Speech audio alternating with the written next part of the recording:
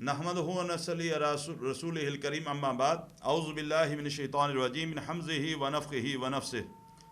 ये सवाल है कि रात को नींद नहीं आती, पूरी रात बेचैनी में गुज़रती है, इसके लिए कोई अमल बता दें।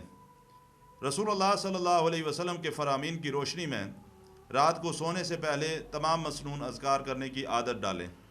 अल्लाह के नबी सल्लल्लाहु अलैहि वसल्लम के अमल से ये बात मिलती है कि आप सूरह मुल्क की तलावत करके रात को सोते थे।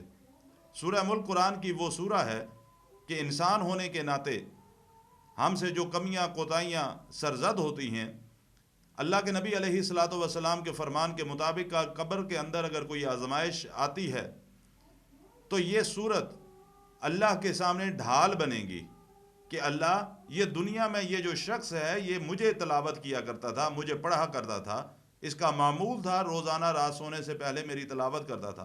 अल्लाह, मैं सिफारिश करती हूँ कि इसके इस सज़ा के अंदर कमी फरमा, इसको इस सज़ा से बचा। अल्लाह के रसूल फरमाते हैं सल्लल्लाहु अलैहि वसल्लम, सूरह मुल्क सिफारिश करेगी और अल्लाह ताला उसकी सिफारिश को कबूल फरमाएंगे। अपना मामूल बनाएं कि रोज़ाना सूरह मुल्क की तलावत करके सोएं। दूसरी बात, जब बिस्तर पर जाएं तो वज़ू करके जाएं।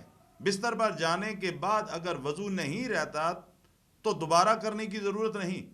जब फर्स्ट टाइम आप बिस्तर पर जा रहे हैं, वज़ू करके जाएं, बिस्तर को अच्छी तरह झाड़ें, उसके बाद उस पर जाएं। जब तक इंसान वज़ू की हालत में रहता है, ये वज़ू एक ऐसा हथियार है, एक ऐसी ढाल है। अल्लाह के नबी फरमाते हैं सल्लल्लाहु अलैहि वसल्लम, जब तक इंसान वज़ू की हालत में रहता है, अल्लाह की तरफ से एक मुहाफ़िज़ उसकी हिफाजत पर मामूर रहता है। बिस्तर पर जाने से पहले वज़ू करें और बिस्तर पर जाने के बाद सूरह बकरा की पहली 5 आयत एक दफ़ा, उसके बाद आयतल कुर्सी, और आयतल कुर्सी जहाँ कुरान मजीद के अंदर मौजूद है उसके बाद वाली 2 आयत, ला इक्राहा फिद्दीन का तबय्यन रुश्द मिनल गई, आगे खालिदून तक, ये 2 आयत आयतल कुर्सी के बाद वाली 3 आयत ये एक दफ़ा, सूरह बकरा की आखिरी 2 आयत आमन रसूलों से लेके आखिर तक, ये सारी की सारी आयत एक दफ़ा, उसके बाद सूरह काफिरून एक दफ़ा। ये सारी पढ़ने के बाद आप सूरत इखलास, सूरह फलक और सूरह नास को 3-3 दफ़ा पढ़ें।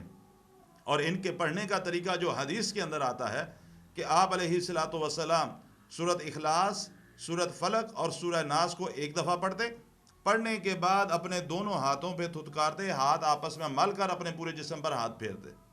फिर आप सल्लल्लाहु अलैहि वसल्लम दोबारा तीनों को एक एक दफ़ा पढ़ते, यही अमल दोहराते।